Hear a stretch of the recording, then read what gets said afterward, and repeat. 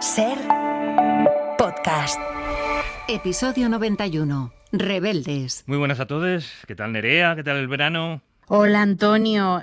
Pues te he echado muchísimo de menos este verano, porque al final, Antonio, yo creo que es un verano muy complicado para todo el mundo, pero este es un espacio de reflexión. Este verano ha sido terrible a nivel informativo por lo que nos llega de Gaza, y tú y yo, compañero, en este podcast de lo que hablamos, al fin y al cabo, es de derechos humanos, que es lo mismo que decir derechos LGTBI, y en este momento, pues día tras día somos testigos de su vulneración. Vamos a arrancar aquí la quinta temporada de Lo Normal, una temporada en la que vamos a prometer seguir en la brecha precisamente de la lucha por esos derechos LGTBIQ+, unos derechos que además cada día vemos más amenazados, pero no solo los nuestros, ¿eh? Nuestra intención sigue siendo contar historias, conocer a agentes del colectivo que tengan cosas que contar, debatir aquellas cuestiones que nos importan y hacer propuestas de ocio y cultura para que todos podamos disfrutar de ellas. Hoy vamos con un buen amigo de este podcast.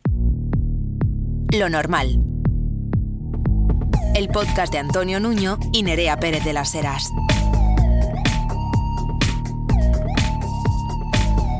Un podcast normal.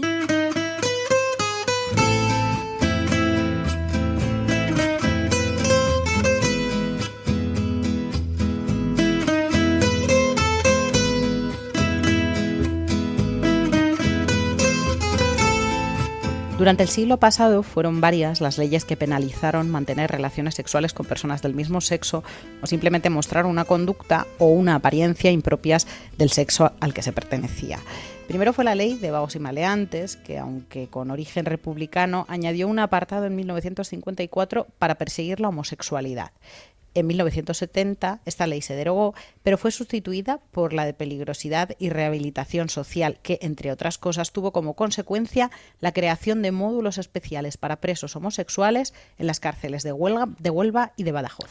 A pesar de estas leyes, hubo mujeres y hombres que decidieron saltarse las normas y vivir su sexualidad de una forma más o menos libre. Hacemos hincapié en ese más o menos porque pocos fueron los que pudieron o se atrevieron a mostrarse libremente como eran, pero sí fueron más quienes, ocultos en atávicos armarios, decidieron intentar llevar adelante su disidencia. El mundo de la cultura ha sido históricamente rebelde y tal vez por eso sea este mundo en el que más ejemplos podemos encontrar de gays, lesbianas y bisexuales que decidieron abrirse paso y enfrentarse a la hegemonía cis heterosexual. Carlos Barea ha decidido recopilar las historias de algunos de ellos en Rebeldes del Deseo, que acaba de ser editado por Plaza y Janés. Carlos Barea, ¿qué tal? ¿Qué tal? Muy bien, pues encantado de estar aquí otra vez, que este ya es casi tenerte. Mi piso. Sí, eres uno de nuestros queridísimos habituales. Oye, Carlos, ¿por qué este título? ¿Por qué Rebeldes del Deseo? Pues mira, este título básicamente es porque a mí se me da muy mal titular y me lo han regalado. Esto es como el resumen general. Básicamente, mira, fíjate, me lo dio además el título, además siempre me gusta reseñarlo, César Vallejo, uno de los directores de RTV, que fue con el que trabajé en el documental sobre Sonia Martínez, y un poco trasladándole esta angustia que yo tenía con no me sale un título, tenía un título horrible que no voy a decir nunca jamás, dije, oye, yo no puedo salir con este título a la calle, ayúdame, y entonces, bueno, él dijo, déjame que piense un poquito, y la magia que hace él me dijo de repente, Rebeldes del Deseo, y a mí me cuadró muy bien, me pareció que encarnaba muy bien la obra, precisamente porque intentaba sobre todo huir de eso de el amor, de perseguidos por amar, ames a quien ames y toda esta historia, ¿no? Al final, en muchos casos, esta gente, y en la actualidad también mucha gente, es perseguida por el deseo que siente y por lo que es, ¿no? Porque también es un doble juego, ¿no? El deseo a nivel sexoafectivo, pero luego también el deseo de ser, ¿no? Aunque ya hemos dado alguna pista, ¿por qué te centras en el mundo de la cultura? Pues básicamente porque es mi campo de investigación, mayormente. Yo creo que en muchos casos se pone muchas veces el foco en, que también evidentemente su trabajo es muy importante, en activistas, ¿no? En los activistas que salen a la calle, que se encadenan, que hacen millones de cosas quizás un poco más evidentes por los derechos, pero luego hay otra cuestión cuestión muy importante, que son estas personas que realmente crean referentes. Bien se convierten ellos en referentes por vivir libremente su sexualidad o su identidad de género, pero también crean referentes a través de la cultura, a través de la ficción y a través de la literatura. Entonces yo creo que es una labor que directamente a lo mejor no se puede asociar tanto a haber conseguido los derechos que tenemos ahora mismo, pero por supuesto son indispensables y necesarios. La rebeldía que indica el título tiene muchas gradaciones que van desde mostrarse abiertamente queer hasta ocultarse con formas que a veces son muy inverosímiles. Efectivamente, porque claro, aquí hablamos y decía Antonio además que era como gente que había vivido más o menos libre su sexualidad, porque sí que hay gente como muy evidente, como puede ser Luis Cernuda, que quizás yo creo que es uno de los autores que más mostró su deseo homoerótico a través de su obra, pero luego tenemos también personajes como puede ser, por ejemplo, Mari Trini, que durante toda su vida tenía a su lado a su secretaria, a su asistente personal, que en realidad era su pareja con la que se llegó a casar. O también tenemos el caso de cómo se ha podido, digamos, un poco colar entre la normatividad de estos rebeldes, y tenemos, por ejemplo, el caso de, que me gusta siempre señalarlo, de Tórtola Valencia, que es una mujer que llegó a adoptar a su pareja 30 años más joven que ella, precisamente para poder asegurar una seguridad, valga la redundancia, de todo su legado, de que tuviera una forma de poder legarle todo su patrimonio. Más que nada porque no olvidemos que parece que el matrimonio igualitario ha estado ahí siempre, pero este año se cumple 20 años, que parece que se nos olvida. Había que buscar cierta seguridad jurídica a través de trucos, como el caso de Tórtola Valencia, que además está enterrada con Ángeles, con su pareja, como madre e hija, cuando en realidad eran pareja. ¿Cuál ha sido el criterio que has utilizado para elegir estos nombres? Pues mira, ha sido un criterio sobre todo personajes que a mí, o artistas que a mí me hubieran tocado más y que al mismo tiempo tuvieran historias más increíbles, ¿no? Estamos hablando del siglo XX, que ya me acotaba mucho lo que era la selección, y me parecía muy interesante historias de gente que a lo mejor no se conocía tanto, como puede ser el caso, por ejemplo, de Tórtola Valencia, incluso Carmen Conde, que es una de las grandes de la generación del 27, pero casi no se conoce, y cuando se conoce no sabe que estuvo gran parte de su vida, la mayor parte de su vida, compartiendo la vida con una mujer. Pero luego tenemos, por otro lado, casos como, por ejemplo, Gil de Viedma. ¿Quién no conoce a Gil de Viedma? Sí que más o menos su homosexualidad es reconocida, pero tiene una historia en el que él al final acabó muriendo por complicaciones derivadas del SIDA, y tiene una historia en la que llegó a viajar a París, a un centro que estaba haciendo investigación experimental, y acabó ingresando como Messia X, ¿no? Con un nombre en clave, porque no quería que se supiera de su enfermedad, ¿no? Entonces, he intentado balancear un poco entre dar a conocernos nombres nuevos y al mismo tiempo los que ya sí que resuenan en el imaginario, dar a conocer esa vertiente más personal o más disidente. De algunos de estos nombres que mencionas, que aparecen en el libro, Antonio y yo ya hemos hablado de Lo Normal, de Victorina Durán, de Carmen Conde, de Miguel de Molina, de Francis Bacon, de Eloy de la Iglesia. Por eso vamos a centrarnos en aquellos de los que no hemos hablado. A ver si reconoces este nombre que recitan en un programa de televisión de 1982. Otro domingo más, sin tu mirada, dejándome morir frente a la gente que pasa y que traspasa indiferente a mi canción de amor deshabitada. Una yegua de celos colorada corre llena de furia por mi frente y galopa de oriente hasta occidente en busca de tu falsa coartada. Porque yo sé de más, que en esta hora hay alguien que los labios te devora y comparte la cepa de tu vino. Mas como de perderte tengo miedo, no ahondo en la maraña de tu enredo y comulgo con ruedas de molino.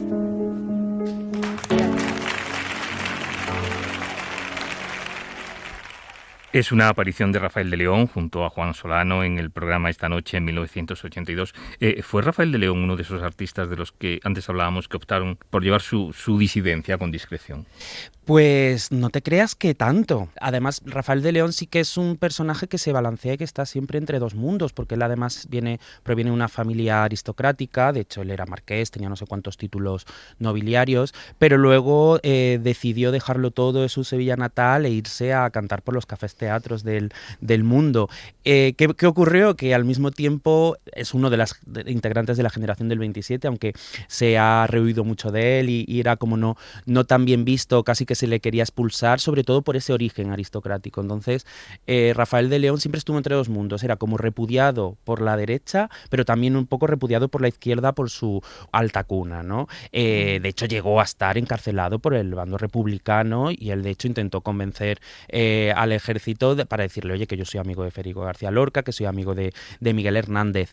Él era una persona muy discreta, en general. De hecho, estábamos escuchando la voz y me ha costado reconocerla porque es verdad que es como Rafael de León. Las canciones, todas, marcan la historia de una generación, pero a mucha gente tú le dices Rafael de León y ni siquiera le suena el nombre cuando dice, pues es que seguramente hayas cantado gran parte de sus canciones, de sus coplas. Entonces él sí decidió un poco ponerse en ese lugar de compositor, de artista, y de hecho acabó muriendo bastante olvidado. De hecho se intentó reconvertir, compuso canciones luego para la Nueva Hornada, porque él era el compositor de las folclóricas, de Lola Flores, de Rocío y demás, y luego ya se fue a componer para Rafael, para el Festival de Benidorm, que también ganó varios premios y demás, pero sí, no llegó a ocultar su homosexualidad. Yo creo que también por una cuestión muy importante, que como siempre se dice, no es lo mismo ser un maricón rico que un maricón pobre, y yo creo que él tenía la posibilidad de poder hacerlo de una forma más abierta precisamente por esos contactos, digamos, o ese respaldo que tenía de tener títulos nobiliarios. Como mencionabas, en sus letras pues son muchas, estamos muy familiarizadas con ellas y hay también mucha leyenda en torno a sus letras. Se dice que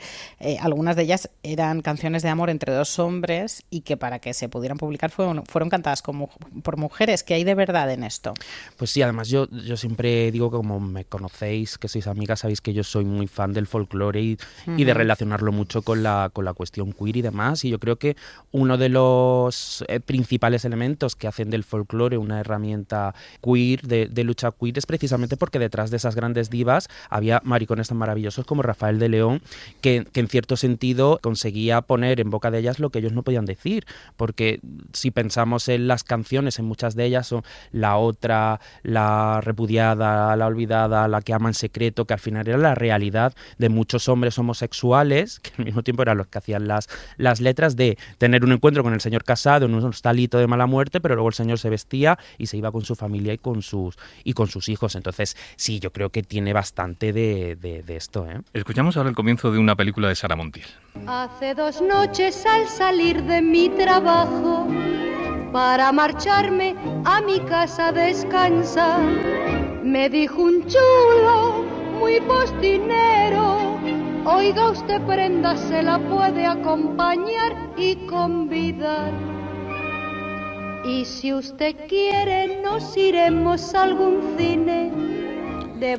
No vamos a hablar de Sara Montiel, sino del guionista de esta película, La Reina del Chantecler. Ese guionista se llamaba Pepito Zamora y es uno de los grandes nombres olvidados que aparecen en Rebeldes del Deseo. ¿Quién fue Pepito Zamora, Carlos? A mí me parece la historia de Pepito Zamora fascinante, y a mí me flipa que no estén haciendo ya algún biopic, que los Javis se hayan fijado en él o algo, porque es una historia increíble. Pepito Zamora forma parte de una hornada de artistas que vivieron en ese primer tercio del siglo XX, junto con Tórtola Valencia, junto con Álvaro Retana, escritores psicalípticos. Él además era, más que escritor, era sobre todo escenógrafo, pintor, diseñador. También escribió alguna novelita psicalíptica así picantona, pero fue un artista que se fue a vivir a París y allí triunfó. De hecho hizo dos viajes, estuvo en dos momentos diferentes y se codeó con Coco Chanel, se codeó con todos los grandes artistas de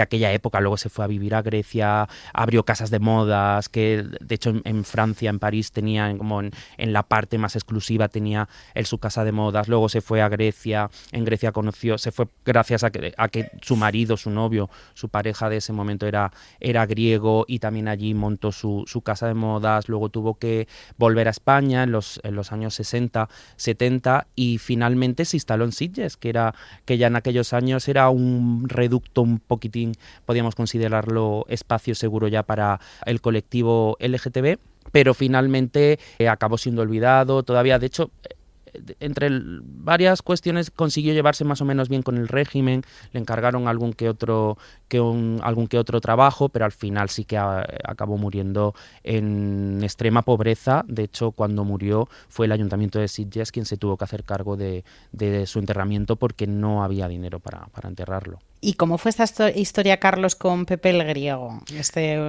novio, ¿no?, que mencionas, con el que comparte los últimos años de su vida? Pues fíjate, no se sabe mucho. Yo creo que de los autores que más me ha costado, de los artistas, yo creo que es uno de los que más me ha costado, Pepito Zamora, y sobre todo yo indagué muchísimo en esta relación, ¿no? Porque él además era, al ser psicalíptico, pues hacía cosas muy excéntricas, organizaba fiestas, hacía, bueno, un poco esta cosa de esta caterva de artistas, pero luego de su vida personal no se sabía tanto y al final se acaba conociendo un poco a través de gente que lo conoció. Yo esta historia sobre todo de Pepe el Griego la he leído en referencia, Rafael Cansinos escribió sobre esta pareja, también hay otro amigo suyo periodista que también en sus memorias habla de ellos, pero siempre se habla un poquito de refilón, y como yo llegué originalmente a la historia, a conocer a Pepe el Griego y a poder empezar a tirar del hilo, fue en un comentario de un blog que alguien había escrito sobre él y un comentario de un usuario que leía, dijo: yo llegué a conocer a Pepito Zamora y a su pareja Pepe el Griego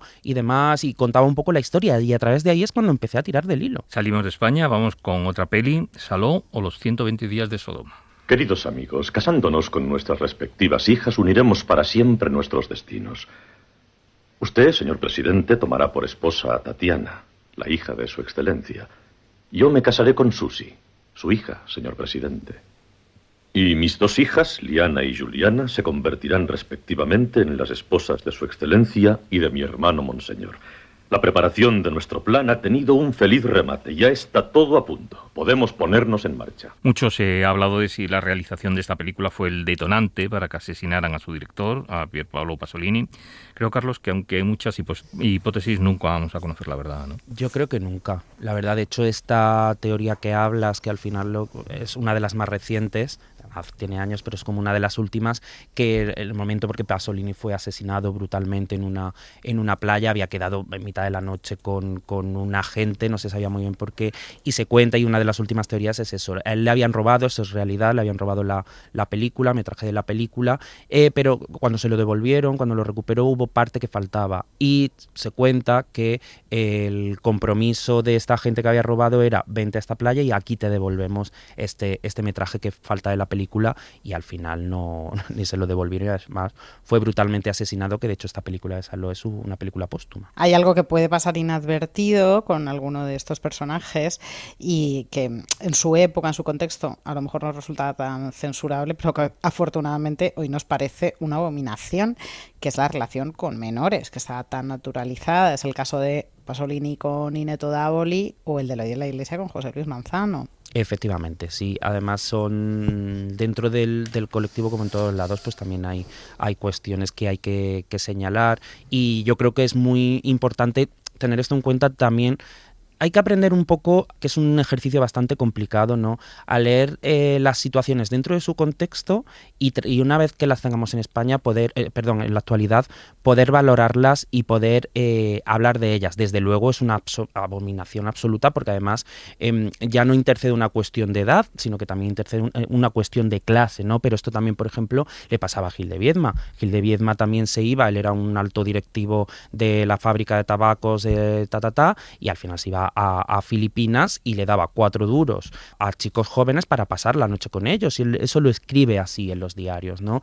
Entonces también es muy importante señalar que esto no ocurre dentro del mundo heterosexual, esta cuestión del uso de los cuerpos de las mujeres y demás, sino que también ocurre dentro del colectivo, y es muy importante y muy necesario señalarlo. Y luego, claro, está siempre ahí, digamos, sobre la mesa la cuestión de si se puede separar al artista de su obra. Últimamente, por ejemplo, también ha salido a Jean Genet, se ha contado, ha salido un testimonio en el que sí que encubrió una violación y demás. Quiero decir, al final, hurgar en el pasado y tratar el pasado en muchas cuestiones o en muchos momentos es bastante complejo. Por supuesto, no hay que saltárselo, hay que tenerlo siempre muy, muy presente, y hay que señalar esas cuestiones, sobre todo para que como colectivo podamos avanzar y podamos un poco depurar esas cuestiones para que no sigan ocurriendo. Escuchamos ahora a Enrique Naya, uno de los costos. A nosotros nos encargaron unos murales para un pub muy grande y a partir de ahí empezamos a pintar juntos porque uno solo no podía con la obra. Y claro, del trabajo en equipo para una cosa ya encargada, pues pasamos a crear una serie ya pintando los dos juntos, o sea, como fueron Las Gitanas de Marín. Costus eran Enrique Naya y Juan Herrera, pero ¿quiénes eran los Costus, Carlos? Pues los Costus eran un dúo de pintores de la movida. De hecho, es muy famosa la casa que tenían en Malasaña, que era la Casa Costus, que por ahí pasaron pues lo más granado de la movida.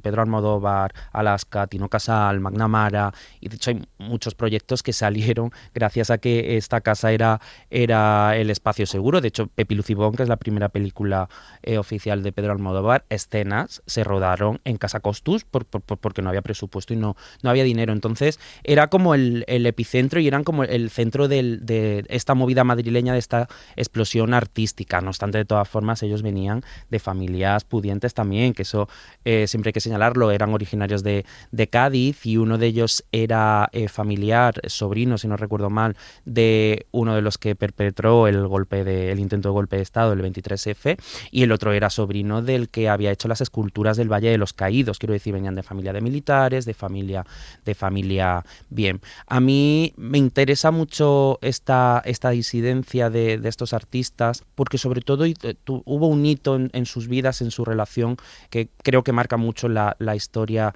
reciente de nuestro colectivo, y es que ellos, como digo, eran pareja artística y también pareja sentimental, y hubo un momento en el que se trasladaron a Cádiz. Ellos vinieron a probar suerte en Madrid y, como tantas otras, pues no les salió tan bien como pensaban. Se fueron a México una temporada, tampoco les salió bien, y se instalaron en una casa familiar que tenían en Cádiz. Y hubo un momento pues que entraron en crisis como pareja, y dijo uno de ellos: mira, me voy a ir un poquito, me voy a alejar y vamos a repensar un poco la relación y demás. Y dijo: me voy a ir con mi amigo Tino Casal de gira. O sea, ella se le ocurrió, no tenía otra cosa que hacer que para superar la crisis, se fue de gira. Y ya cuando vuelva de la gira veremos.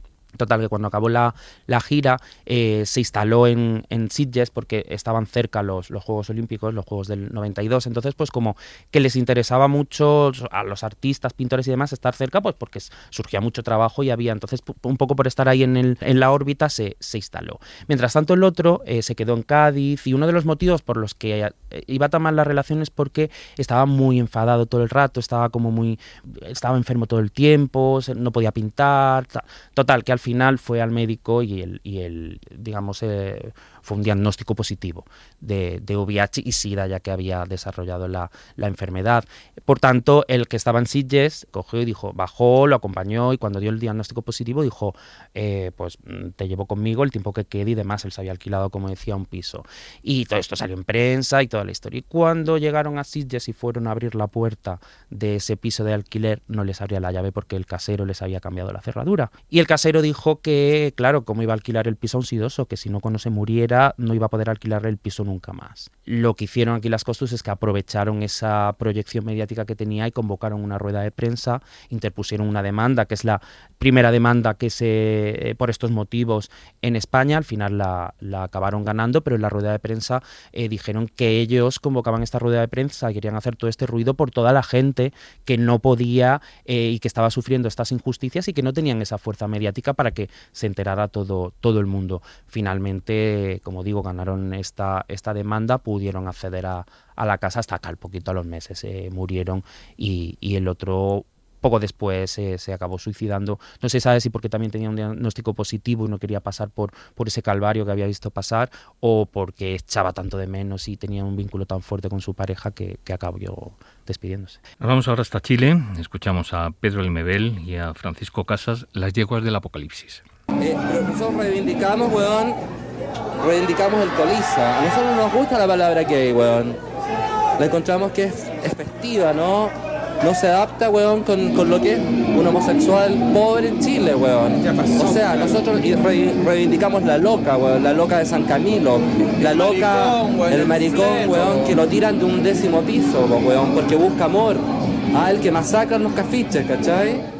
¿Quiénes eran las yeguas del apocalipsis y por qué se llamaban así? Pues las Yeguas del Apocalipsis eran un colectivo chileno que trabajaba muchísimo, además empezaron en plena dictadura de Pinochet, o sea que eran bastante valientes y sobre todo luchaban por la visibilidad de los colectivos oprimidos, como podían ser el homosexual, como bien se decía, como decían aquí en este audio, también los pueblos indígenas, la gente de clase baja, sobre todo Pedro Lemebel luego despuntó como escritor porque ellos eran performers, las Yeguas del Apocalipsis, y era un escritor comunista, era un referente dentro del comunismo intelectual, y ellos nacieron precisamente un poco para hacer ruido, como buenos performers que eran, un poco para luchar contra la dictadura y por la visibilidad. Y ellas, hay varias teorías, pero la que además ellas señalan bastante es que es un juego con los jinetes del apocalipsis, pues ellas son las yeguas del apocalipsis, un poco por, ellas además estaban como muy cercanas al feminismo, a la mujer. Pedro Lemebel siempre hacía referencia a que todos sus referentes eran mujeres y que se lo debía todo a su madre, a su prima, a su tía y a todas las mujeres que le habían rodeado. Hay quien, salvando las distancias, encuentra coincidencias entre las figuras de Pedro Lemebel y nuestro Caña. ¿Tú crees que son figuras equiparables? Yo creo que no. Pedro Lemebel era muchísimo más político, su razón de ser era política, a través de la escritura, a través de del performance, a través de... Hay una entrevista maravillosa en la que le hacen una entrevista en un programa de televisión y resulta que el presentador es el hermano del régimen y lo dice, no voy a volver más a la tele, pero que sepas que tu hermano ha hecho esto y hay no sé cuántos desaparecidos por esta cuestión. Era muy arriesgado y era como muy político. Ocaña en cambio no, Ocaña en cambio sí que fue un artefacto político, su propia existencia, pero no tenía una visión política per se, un objetivo directo de ser político. Pues podríamos estar horas hablando de los protagonistas de Rebeldes del Deseo, el libro de Carlos Barea, publicado por Plaza y Genés. Carlos, que vaya todo muy bien. Muchas gracias, un placer volver a estar aquí. Un beso, Carlos. Un besito, Nerea.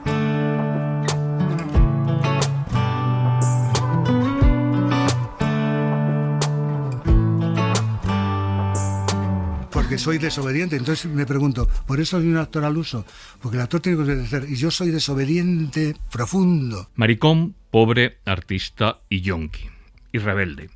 Así se definió más de una vez Eusebio Poncela y reconoció que precisamente esos rasgos biográficos habían hecho que algún que otro trabajo se fuera al traste.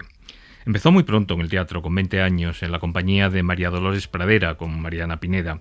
Sin embargo, el gran éxito le llegó en los 80, primero con una de esas películas malditas en la historia del cine español, que ahora se ha convertido en un clásico, Arrebato, de Iván Zulueta, y el lanzamiento a la fama definitivo, fama que no le gustaba demasiado, le llegó con Los gozos y las sombras, serie de televisión española dirigida por Rafael Moreno Alba y basada en la novela de Gonzalo Torrente Ballester.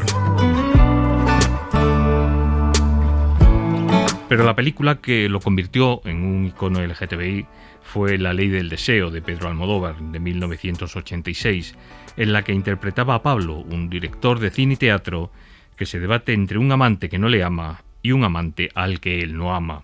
Pues que no intente acompañarme a las fiestas, pero que se quede en casa para que le cuente los chismes. Que no me interrumpa cuando escribo a máquina, que lea los mismos libros que yo, que tenga conocimientos de medicina, leyes, fontanería, electricidad. En definitiva, que me adore, que no me agobie y que acepte que soy un inútil. Seguro que para ti no es difícil encontrar una persona así.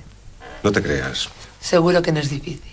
No te creas. A lo largo de su carrera, por cierto, carrera, otra palabra que odiaba, interpretó a muchos personajes homosexuales y bisexuales.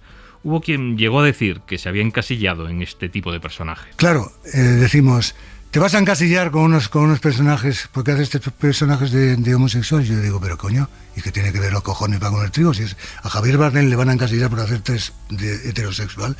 Entonces, si estamos avanzando en la conversación, avancemos de una puta vez de verdad.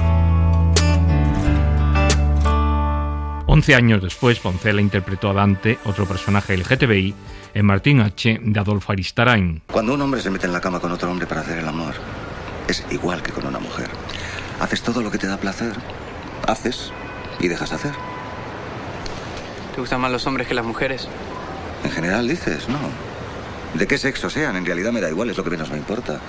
Me puede gustar un hombre tanto como una mujer. El placer no está en follar, es igual que con las drogas. A mí no me atrae un buen culo, un par de tetas o una polla así de gorda. Bueno, no es que no me atraigan. Claro que me atraen, me encantan. Pero no me seducen. Me seducen las mentes, me seduce la inteligencia. Me seduce una cara y un cuerpo cuando veo que hay una mente que los mueve que vale la pena conocer. Conocer, poseer, dominar, admirar. La mente H. Yo hago el amor con las mentes. Hay que follarse a las mentes.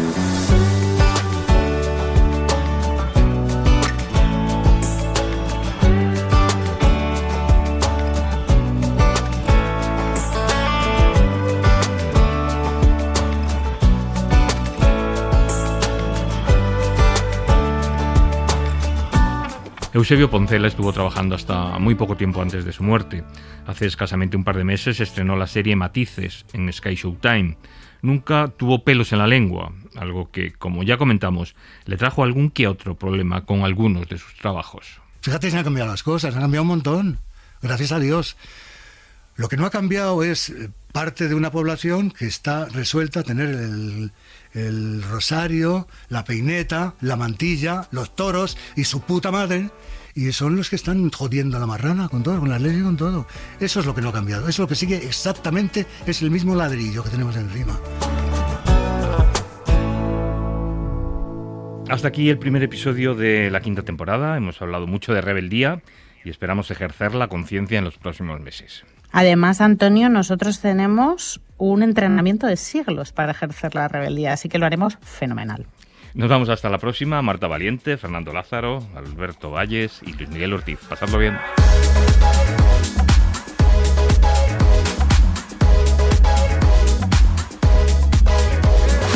Lo normal es una producción de Ser Podcast.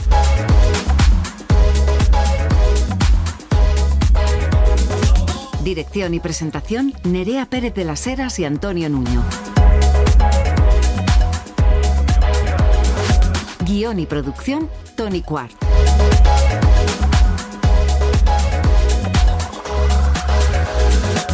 Realización, Alberto Valles.